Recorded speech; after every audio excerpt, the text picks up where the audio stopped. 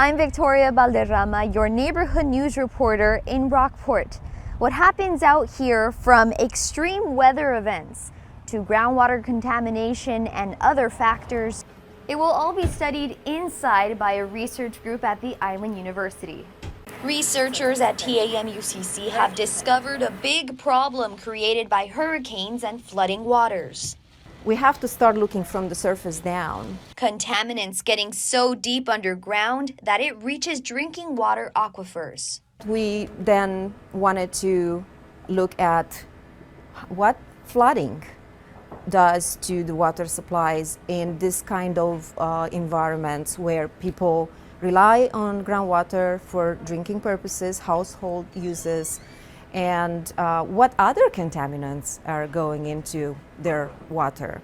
An issue that can actually make people sick, and something they'll be testing further. We can too relate it back to, with this makeup and this kind of water chemistry, there could be expected health impacts. To find the answers, they need to go digging in existing wells belonging to homeowners in Aransas County, or even make a new monitoring well.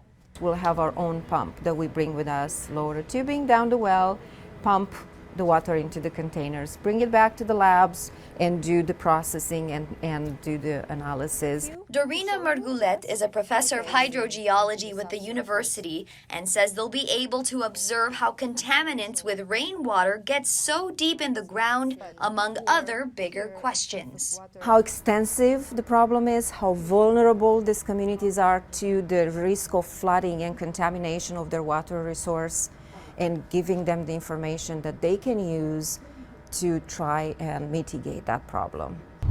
People interested in helping with the university's research can find out how by clicking onto christv.com.